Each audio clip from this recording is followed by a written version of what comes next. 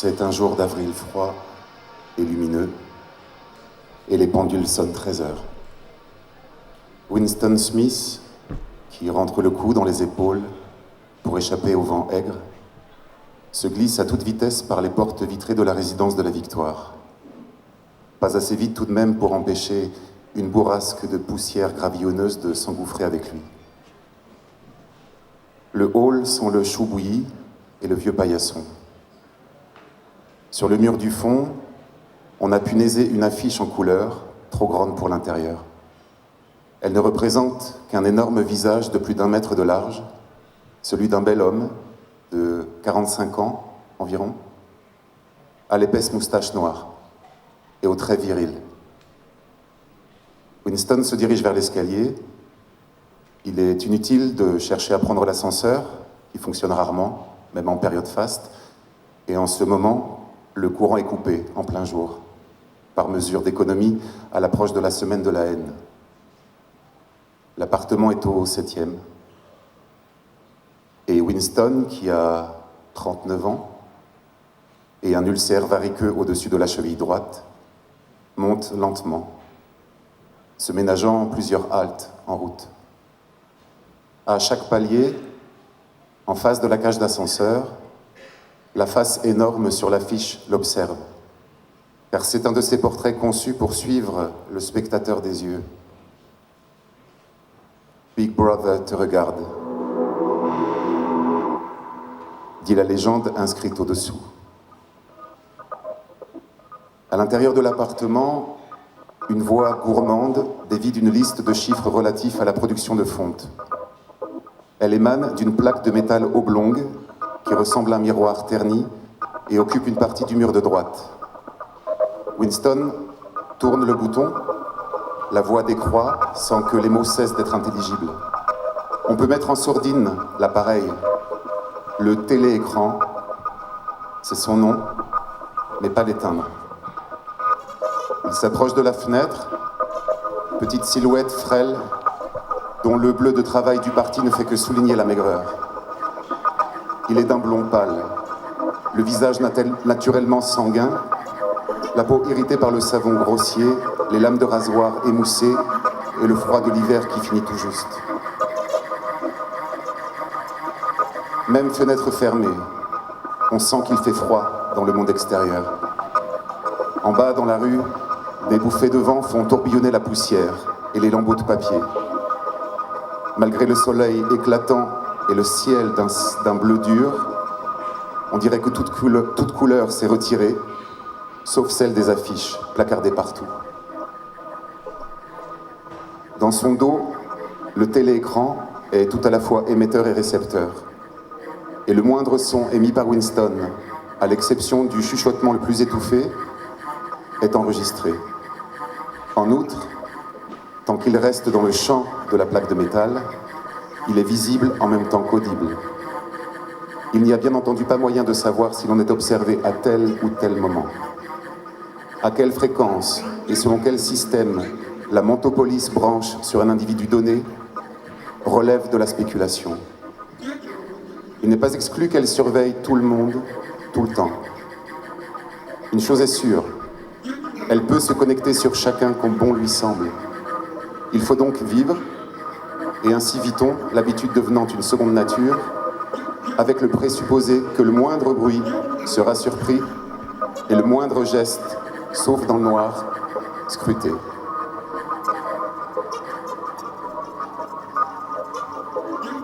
À 1 kilomètre de là, le ministère de la Vérité, son lieu de travail, se dresse immense et blanc contre le paysage noir de Suie. Telle est donc Londres, se dit-il, avec un fond de dégoût. Londres, la ville principale de la zone aérienne numéro 1, elle-même 3e province d'Océanie par sa population. Le ministère de la Vérité offre un contraste frappant avec toute construction alentour. C'est une colossale pyramide de béton blanc étincelant dont les degrés audacieux s'étagent jusqu'à 300 mètres dans les airs. D'où il se trouve, Winston parvient à lire en lettres élégantes sur la façade blanche les 3 slogans du parti. Guerre est paix, Liberté est servitude, ignorance est puissance. En d'autres points de Londres se dressent 3 autres édifices, analogues par la forme et la dimension. Ils hébergent les 4 ministères qui se partagent l'appareil du gouvernement. Le ministère de la Vérité, qui s'occupe de l'information, des loisirs, de l'éducation et des beaux-arts. Le ministère de la Paix, chargé de la guerre. Le ministère de l'Amour, qui fait régner la loi et l'ordre. Et le ministère de l'Abondance, qui gère les questions économiques, soit en néo-parlé, langue officielle de l'Océanie, mini-vrai, mini-paix, mini-amour et mini-plein. Celui qui fait vraiment peur, c'est le ministère de l'Amour. L'édifice n'a pas une seule fenêtre. Winston n'y est jamais entré et ne s'en est même jamais approché à moins de 500 mètres. On n'y a pas accès, sauf à y être appelé officiellement. Encore faut-il franchir un dédale de barbelés, des portes d'acier et des nids de mitrailleuses cachés. Winston se retourne brusquement. Il s'est fabriqué l'expression de sérénité et d'optimisme qu'il est plus sage d'arborer face au téléécran. Il traverse la pièce pour aller dans la minuscule cuisine. Il prend sur l'étagère une bouteille de liquide incolore dont l'étiquette blanche indique simplement « Gin de la victoire » et qui exhale une odeur malsaine et grasse. Il s'en verse une pleine tasse, se blinde au choc et la descend cul sec, comme on avalerait une purge. Il retourne dans le séjour et s'assied à une petite table à gauche du téléécran. Le petit renfoncement où Winston vient de s'asseoir a sans doute été prévu lors de la construction pour loger une bibliothèque. Pourvu qu'il s'y tienne bien en retrait, Winston déjoue l'œil du téléécran. On peut l'entendre, certes, mais pas le voir. C'est d'ailleurs en partie la configuration inhabituelle de la pièce qui lui a inspiré ce qu'il se prépare à faire.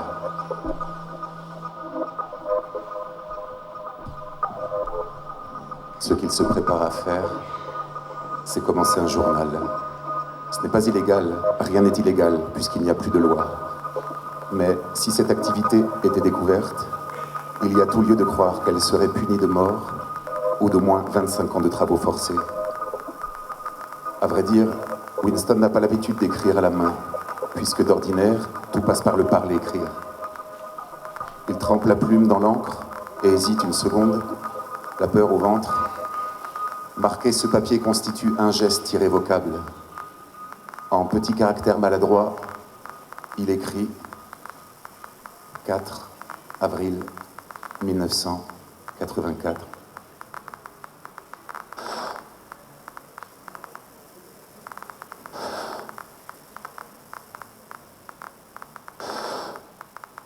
Il se cale dans son siège.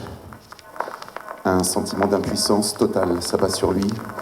Pour commencer, il n'est même pas sûr d'être en 1984. Il est devenu impossible de préciser une date à 1 ou 2 ans près. Et pour qui l'écrit-il ce journal au fait? Pour l'avenir, pour ce à naître.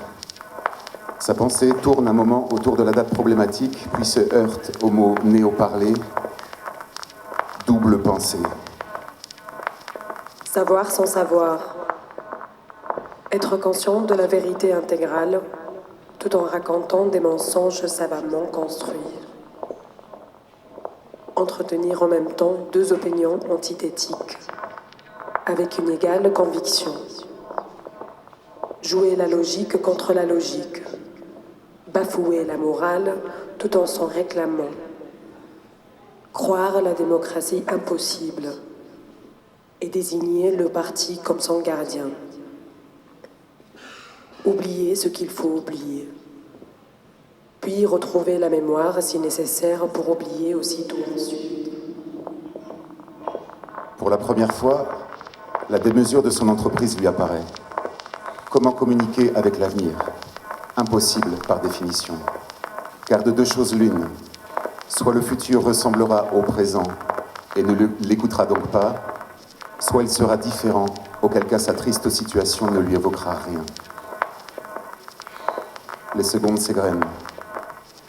Il perd toute sensation, sinon celle de la page blanche devant lui, de la peau qui le démange au-dessus de la cheville, de la musique du téléécran qui lui casse les oreilles, et de la légère griserie causée par le jean. Tout à coup, il se met à écrire, sous l'effet de la panique, sans savoir exactement ce qu'il couche sur le papier.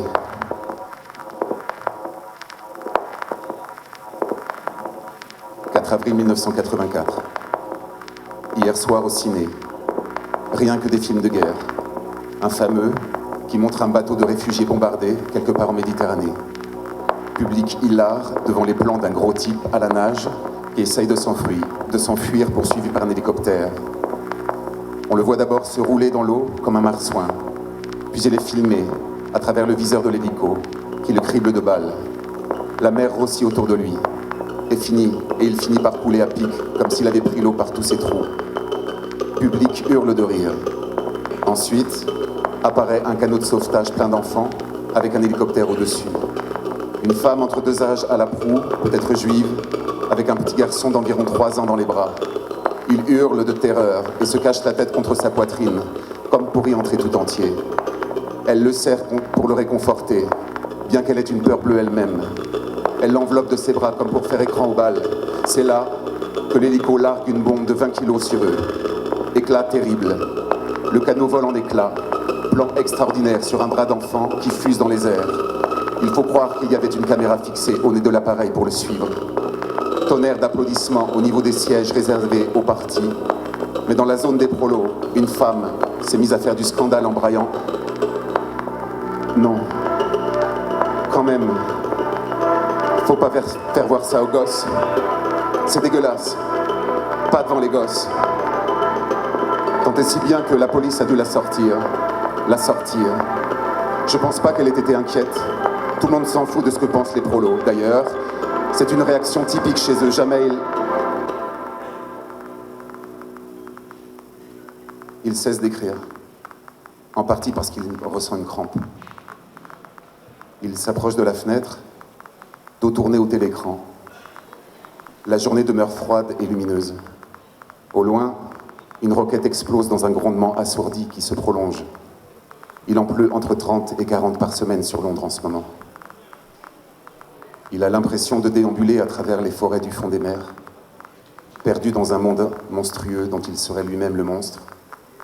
Il est seul, mort le passé, irreprésentable l'avenir. Comment être sûr qu'il existe un seul autre humain vivant qui soit dans les mêmes dispositions que lui? Et comment savoir que la suprématie du parti ne sera pas éternelle? En guise de réponse, les 3 slogans sur la façade blanche du ministère de la Vérité lui reviennent en force. Guerre est paix. Liberté est servitude. Ignorance est puissance. Il sort de sa poche une pièce de 25 cents. Les slogans s'y inscrivent aussi, en minuscules bien nettes, tandis que le côté face est frappé à l'effigie de Big Brother. Et même sur la pièce, il te suit des yeux. Sur les pièces, les timbres, la couverture des livres, sur les banderoles, les affiches, les paquets de cigarettes, partout, ses yeux te suivent, partout sa voix t'enveloppe. Dans la veille comme dans le sommeil, au travail comme à table, dedans comme dehors, au bain comme au lit, tu ne lui échapperas pas. Tu n'as rien à toi sinon quelques centimètres cubes au fond du crâne. De nouveau, il se demande pour qui il écrit ce journal. Pour l'avenir, pour le passé, pour un âge imaginaire. Ce qui l'attend, lui, ce n'est pas la mort, mais l'anéantissement. Il n'est qu'un fantôme exprimant une vérité que personne n'entendra jamais. Mais tant qu'il l'exprimera, obscurément, la continuité ne sera pas rompue. Ce n'est pas en se faisant entendre qu'on transmet l'héritage humain, mais en gardant sa raison. Il se rassied, trempe la plume et écrit. À l'avenir ou au passé, à un temps où la pensée sera libre, où les hommes seront différents les uns des autres et ne vivront plus isolés, à un temps où la vérité aura cours et où ce qui a été fait ne pourra être défait. Il est déjà mort. Tout acte porte en soi ses conséquences. Maintenant qu'il s'est reconnu comme un homme mort, il s'agit de rester vivant le plus longtemps possible.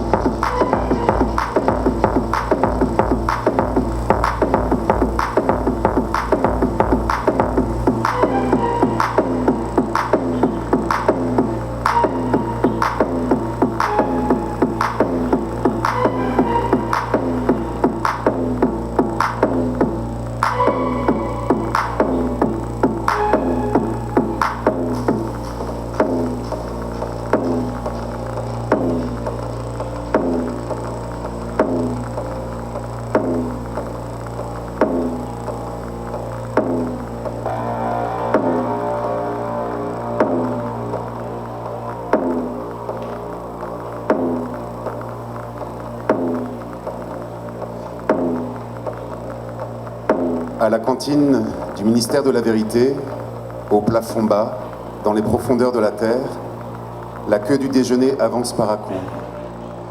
La salle est déjà bondée et il y règne un bruit assourdissant. Mais voilà celui que je cherchais, dit une voix dans le dos de Winston. Il se retourne et voit son ami Sim, du service de la recherche. Ami, c'est trop dire. On n'a plus d'amis, on a des camarades. Sim est philologue et spécialiste du néo-parler. Il fait d'ailleurs partie de l'immense équipe d'experts occupée à compiler la 11e édition du dictionnaire.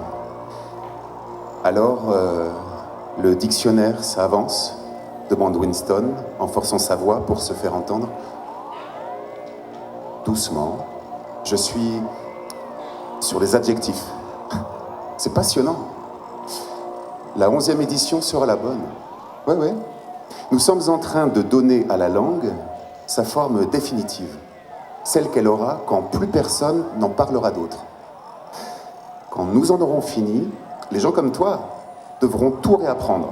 Tu crois sans doute que l'essentiel de notre tâche est d'inventer des mots, mais pas du tout. Nous détruisons les mots. Au contraire, par dizaines, par centaines, tous les jours, nous dégraissons la langue jusqu'à l'os. La 11e édition ne contiendra pas un seul mot susceptible de devenir obsolète avant 2050. Il n'y a rien, non mais rien de plus beau que la destruction des mots. Bon, bien sûr, l'épuration maximale se situe du côté des verbes et des adjectifs, mais il y a aussi des centaines de noms superflus. Pas seulement les synonymes, hein, les antonymes aussi, car enfin, pourquoi conserver un mot qui n'est que le contraire d'un autre? Chaque mot contient son opposé en soi. Bon, prends bon, par exemple. Si tu as bon, quel besoin d'avoir mauvais?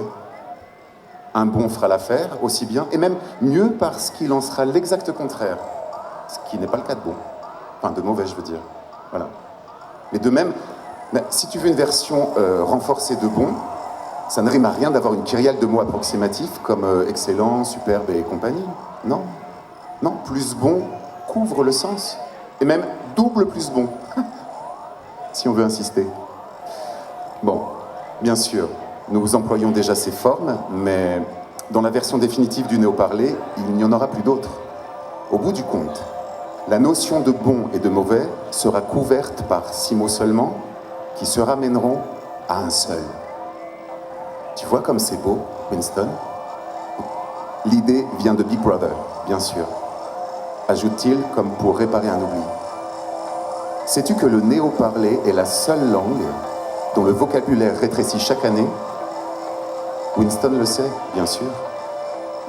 Il sourit d'un air qu'il espère approbateur, mais n'ose pas répondre. Sim prend une autre bouchée de pain noir et poursuit. Ne vois-tu pas que tout le propos du néo-parler est de rétrécir le champ de la pensée? Au fil des ans, on aura de moins en moins de mots et le champ de conscience rétrécira à proportion. La révolution sera complète quand la langue sera parfaite. Il ne t'a jamais venu à l'idée qu'en 2050 au plus tard, il ne restera plus un être humain qui soit en mesure de comprendre la conversation que nous sommes en train d'avoir? Sauf, objecte Winston qui s'interrompt. Il avait le mot prolétaire sur le bout de la langue, mais il se retient de peur que cette remarque n'offense l'orthodoxie. Sim a cependant deviné sa pensée. Non. Ah non. Non, les prolos ne sont pas des êtres humains. En 2050, voire plus tôt, l'obso-parlé, leur langue, aura totalement disparu des mémoires. Toute la littérature passée aura disparu avec lui. Chaucer, Milton, Shakespeare, Byron n'existeront plus qu'en néo-versions qui ne se contenteront pas de rectifier les textes, mais leur feront dire le contraire de ce qu'ils disaient. La littérature du parti, elle-même changera. Les slogans aussi. Comment veux-tu avoir un slogan comme liberté et servitude une fois que le concept de liberté aura été aboli? Non. Le climat de pensée sera radicalement différent. D'ailleurs, il n'y aura plus de pensée comme on la conçoit aujourd'hui. L'orthodoxie, c'est de ne pas penser, de ne pas avoir besoin de penser. L'orthodoxie, c'est l'inconscience. Winston est saisi d'une conviction, oui, subite. Un de ces jours, Sim sera vaporisé. Trop malin, voix trop claire, parle trop vrai. Ces gens-là déplaisent au parti. Il va disparaître, un de ces jours. C'est écrit sur son visage.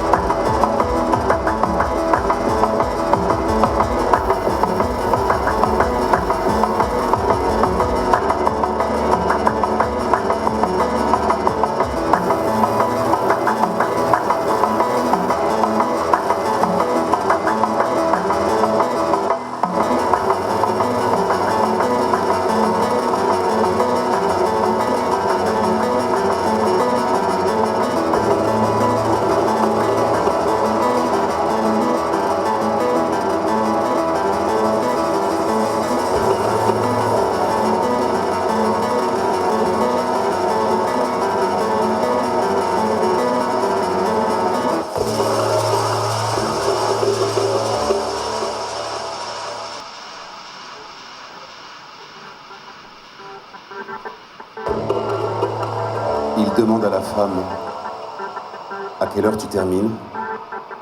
18h30. Où on se retrouve? Place de la Victoire, à côté du monument? Non. Il y a des télécrans partout. Pas grave s'il y a foule. Un signal? Non. Ne m'approche pas tant qu'il n'y a pas beaucoup de monde autour. Et ne me regarde pas. Simplement, reste à proximité. À quelle heure? 19h. D'accord.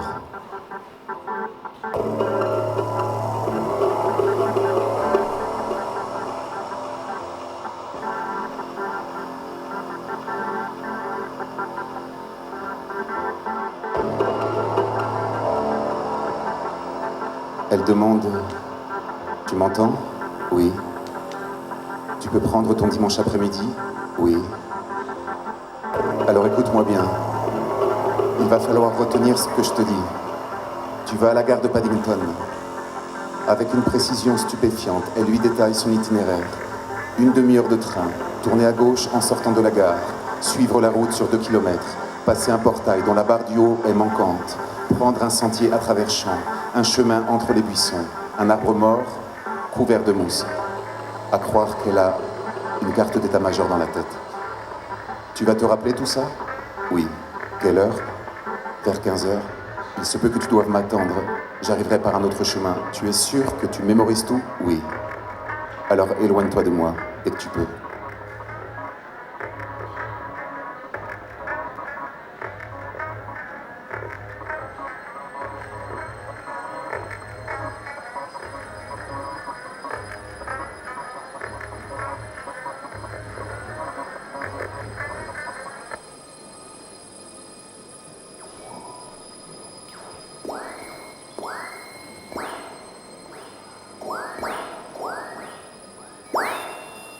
Il dit, tu l'as déjà fait? Bien sûr. Des centaines de fois, enfin, des dizaines de fois, en tout cas. Avec des membres du parti? Oui. Toujours avec des membres du parti. Le cœur de Winston bondit. Des dizaines de fois, elle l'a fait. Il regrette que ce ne soit pas des centaines, des milliers. Tout ce qui peut renvoyer à une forme de corruption l'emplit d'un fol espoir. Qui sait? Peut-être que le parti est pourri en profondeur et que son culte de l'endurance et de l'abnégation n'est que le masque de l'iniquité. Il lui dit, écoute, plus tu as eu d'hommes, plus je t'aime. Tu comprends? Oui, parfaitement. Tu aimes faire ça? Je veux dire, pas seulement avec moi, je veux dire, tu aimes le sexe? J'adore. C'est tout ce qu'il voulait entendre.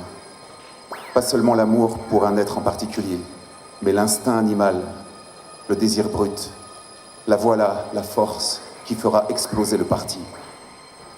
Dans l'ancien temps, un homme regardait le corps d'une fille, il le trouvait désirable et l'affaire était faite. Mais aujourd'hui, plus d'amour pur, plus de désir pur. Il n'y a plus d'émotion pure. La peur et la haine s'y mêlent immanquablement. Leur étreinte a été une bataille, leur jouissance une victoire, un coup porté au parti, un acte politique.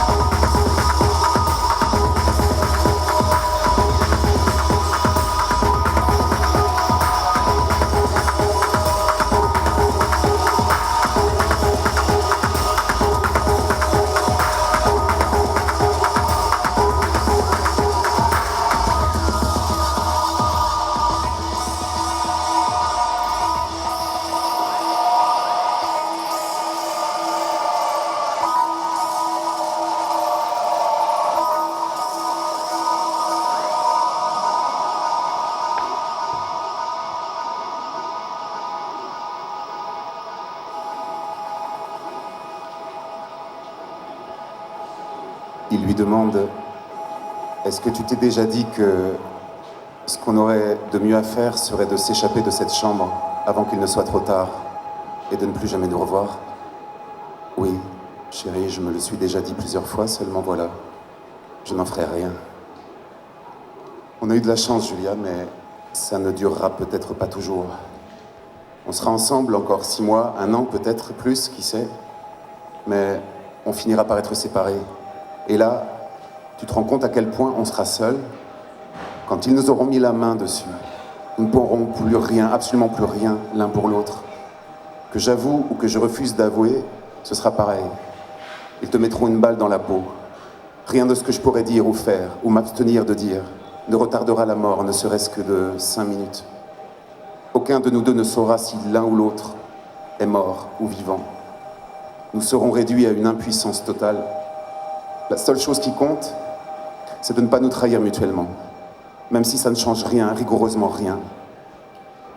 Si tu parles d'avouer, Winston, on avouera, c'est sûr. Tout le monde avoue. Comment faire autrement? Il te torture? Non. Non, Julia. Je ne parle pas d'avouer. Avouer n'est pas trahir. Ce que tu dis n'a aucune importance. Seuls les sentiments comptent. S'il m'obligeait à cesser de t'aimer, alors oui, ce serait une trahison. Elle réfléchit. Impossible. C'est la seule chose qui les tienne en échec. Ils peuvent te faire dire n'importe quoi, mais alors n'importe quoi. Mais ils ne peuvent pas te le faire croire. Ils ne peuvent pas s'immiscer dans ta tête. Non. Non, non, c'est vrai. Ils ne sont pas dans ta tête. Si tu ressens qu'il vaut la peine de rester humain, quand bien même ça ne t'avance à rien, alors tu les as vaincus. Ils pensent au téléécran qui ne dort jamais, même d'une oreille. Ils peuvent bien espionner tout le monde, nuit et jour. Si on garde la tête froide, on peut être plus malin qu'eux.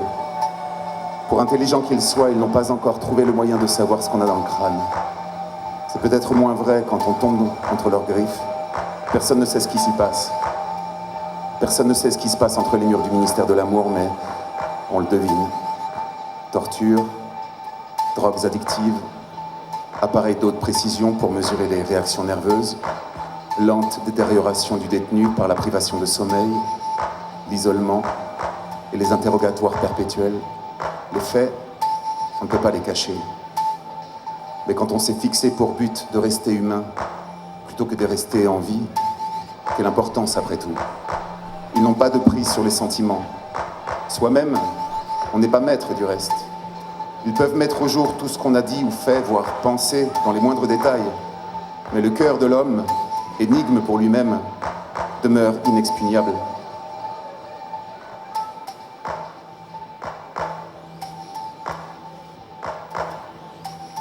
Restez où vous êtes. Pas un geste tant qu'on ne vous l'ordonne pas. La maison est cernée, dit Winston. La maison est cernée, dit la voix. Ils ne savent que se regarder dans les yeux. Prendre la fuite ne leur traverse pas l'esprit. Impensable de désobéir à la voix qui vient du mur. Vous n'avez plus qu'à vous dire au revoir, dit la voix.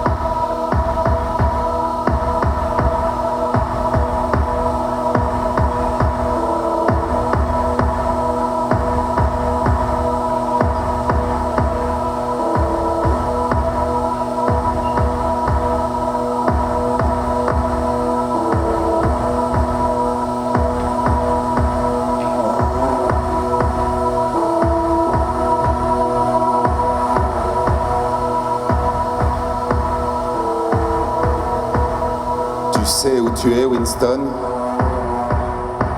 Je ne sais pas. Au ministère de l'Amour, j'imagine. Tu sais depuis combien de temps tu es ici? Je ne sais pas. Des jours, des semaines, des mois, je pense. Et pourquoi crois-tu que nous amenons les gens ici? Pour qu'ils avouent? Non, pas pour ça. Cherche encore. Pour les punir? Non. Non. Pas seulement pour obtenir tes aveux, ni pour te punir. Faut-il vraiment que je te dise pourquoi nous t'avons fait venir ici? Pour te soigner, pour t'amener à la raison. Veux-tu bien comprendre, Winston, que nous ne laissons jamais sortir de nos mains quelqu'un qui ne serait pas guéri? Les crimes ineptes que tu as commis ne nous intéressent pas. L'acte en lui-même n'intéresse pas le parti. C'est la pensée qui nous intéresse. Nous ne nous contentons pas de détruire nos ennemis, nous les transformons. Tu comprends ce que j'entends par là? La première chose qu'il faut que tu comprennes, c'est qu'ici, on ne fabrique pas de martyrs. Tu as lu des choses au sujet des persécutions religieuses au passé. Au Moyen-Âge, c'était l'Inquisition. Elle a échoué. Elle qui s'était fixée pour but d'éradiquer l'hérésie, elle l'a perpétuée. Pour chaque hérétique brûlé sur le bûcher, il s'en dressait des milliers. Et pourquoi? Parce que l'Inquisition mettait ses ennemis à mort sur la place publique et sans qu'ils se soient repentis. C'était précisément pourquoi elle les tuait d'ailleurs. Des hommes mouraient parce qu'ils refusaient de renoncer à leur vraie foi. Il va de soi que toute la gloire revenait alors à la victime et la honte à l'inquisiteur qui l'avait brûlé. Plus tard, au XXe siècle, sont arrivés les totalitaires, comme on dirait, les nazis allemands et les communistes russes. Les Russes ont persécuté l'hérésie plus férocement encore que l'Inquisition. Et ils s'imaginaient avoir tiré les leçons des erreurs du passé, faire de martyrs. Avant de livrer leurs victimes à un procès public, ils s'attachaient à leur retirer toute dignité, ils les minaient par la torture et la solitude, les réduisaient à l'état de loques humaines, misérables et serviles, qui avouaient tout ce qu'on leur dictait, et se couvraient la tête de cendre, s'entre-accusaient, chacun prenant l'autre pour bouclier, tous implorant pitié. Et pourtant, au bout de quelques années, tout recommençait. Les morts étaient devenus des martyrs, leur avilissement oublié, là encore. Pourquoi? D'abord, parce que leurs aveux avaient de toute évidence été extorqués sous la torture et ne correspondaient pas à la vérité. Nous ne commettons pas ces erreurs. Tous les aveux prononcés sont ici vrais. Nous les rendons vrais et surtout, nous ne laissons pas les morts se dresser contre nous. Il faut que tu cesses de te figurer que la postérité te vengera, Winston. La postérité n'entendra jamais parler de toi. Tu seras soustrait au flot de l'histoire. Nous te transformerons en gaz et nous t'expédierons dans la stratosphère. Il ne restera rien de toi, pas même un nom sur un registre, pas même un souvenir dans un cerveau vivant. Tu seras réduit à néant dans le passé comme dans l'avenir. Tu n'auras jamais existé.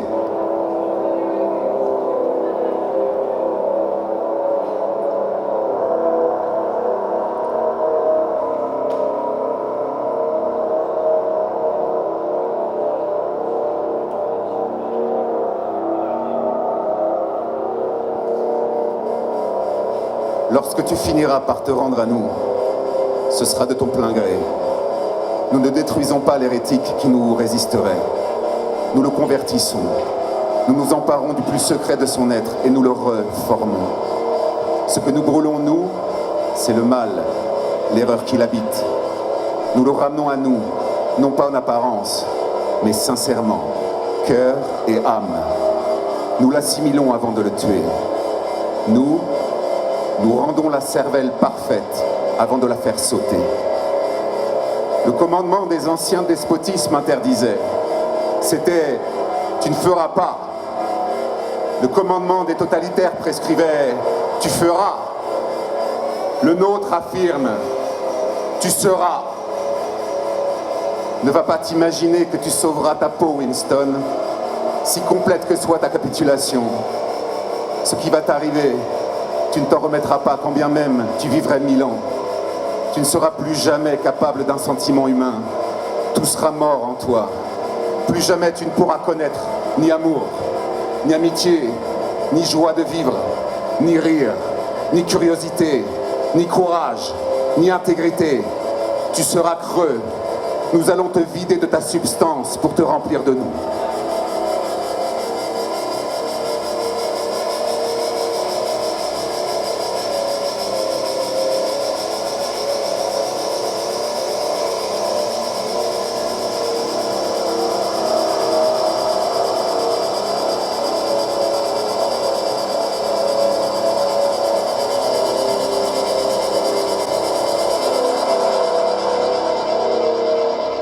La réintégration passe par 3 stades.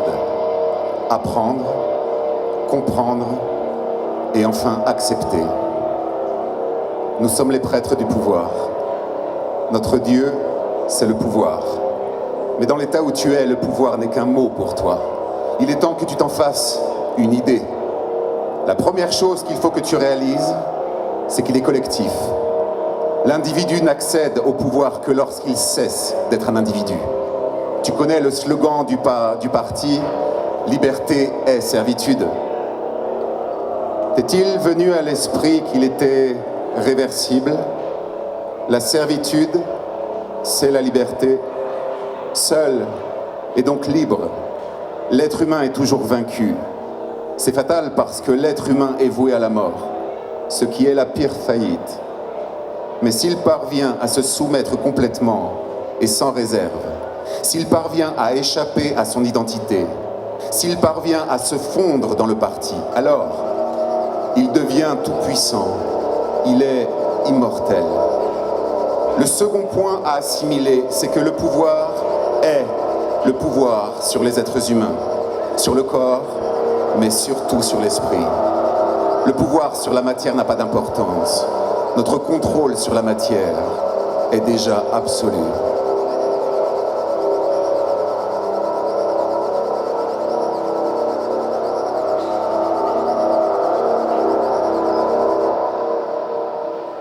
Comment un homme affirme-t-il son pouvoir sur un autre, Winston? Winston réfléchit. En le faisant souffrir? Exactement. En le faisant souffrir. L'obéissance ne suffit pas. S'il ne souffre pas, comment savoir qu'il obéit à ta volonté et non à la sienne? Le pouvoir s'éprouve en infligeant douleur et humiliation. Le pouvoir se réalise en mettant en pièces la pensée de l'homme pour la recomposer ensuite à sa guise. Est-ce que tu entrevois maintenant quel monde nous sommes en train de créer?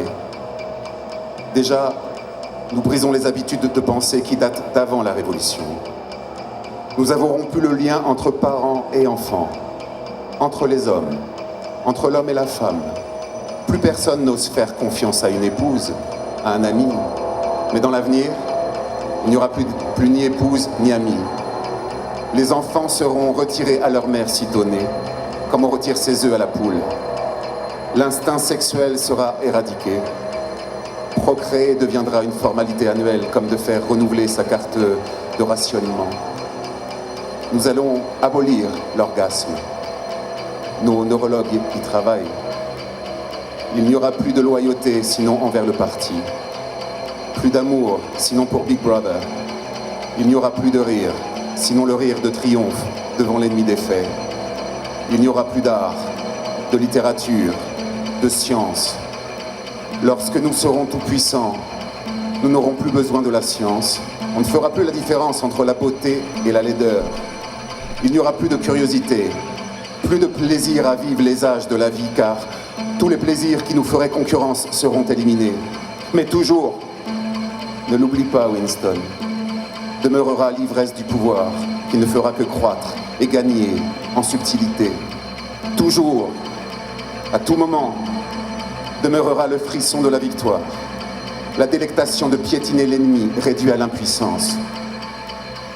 Si tu veux une image du futur, figure-toi une botte qui écrase un visage humain indéfiniment. Car rappelle-toi que ça n'aura pas de fin. Le visage sera toujours là pour qu'on l'écrase. Tel est le monde que nous préparons, Winston. Un monde de victoire sur victoire, triomphe sur triomphe, qui fera jouer sans fin le nerf du pouvoir. Je vois que tu commences à réaliser à quoi il ressemblera. Mais à terme, tu feras plus que le comprendre. Tu vas l'accepter, l'accueillir, lui appartenir. Avant que nous terminions cette séance, tu peux me poser quelques questions si tu en as envie. N'importe quelle question, n'importe. Qu'avez-vous fait de Julia ?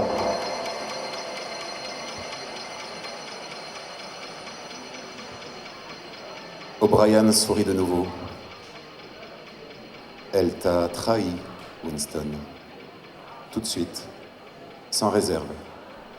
J'ai rarement vu quelqu'un se rendre à nous aussi vite. Tu la reconnaîtrais à peine. Toute sa révolte, sa duplicité, sa folie, ses obscénités, tout a été consumé. Une conversion parfaite, un cas d'école. Vous l'avez torturé ? O'Brien ne répond pas. Question suivante. Est-ce que Big Brother existe ? Bien sûr qu'il existe. Le parti existe. Big Brother est l'incarnation du parti. Est-ce qu'il existe dans le même sens que j'existe ? Tu n'existes pas.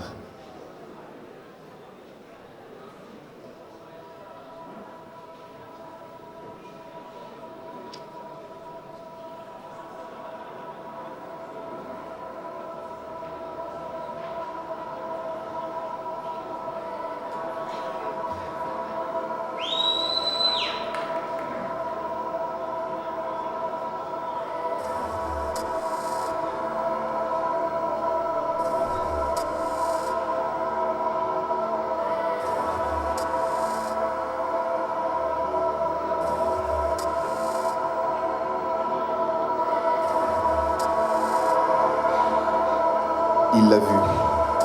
Il lui a parlé. La chose ne présentait aucun danger. Il sait d'instinct qu'il ne s'intéresse pour ainsi dire plus à ses faits et gestes. Ils se sont rencontrés par hasard, dans le parc, un jour de mars, par un temps de chien. La terre était dure comme fer, l'herbe semblait morte, et il n'y avait pas le moindre bouton de fleur, sinon quelques crocus qui n'avaient sorti la tête que pour se faire lacérer par le vent. Il pressait le pas, mains gelées, yeux larmoyants, quand il l'a vue à moins de 10 mètres de lui. Comme il traversait la pelouse, elle l'a regardé en face. Simple coup d'œil, plein de mépris et de dégoût. Il s'est demandé si ce dégoût tenait seulement au passé ou s'il lui était inspiré par son visage bouffi. Ils se sont assis sur 2 chaises de fer, côte à côte, sans être trop proches. Il a vu qu'elle allait parler. « Je t'ai trahi », a-t-elle déclaré sans retour. « Je t'ai trahi », a-t-il répondu. Il n'avait plus rien à se dire. Presque aussitôt, il est devenu gênant d'être assis, là, en silence, et puis, il faisait trop froid pour rester immobile. Elle a dit qu'il fallait qu'elle prenne son métro, et elle s'est levée. 1 minute plus tard, pas tout à fait par inadvertance, il laissait un petit groupe de gens les séparer. Il a tenté mollement de la rattraper, puis il a ralenti et fait demi-tour.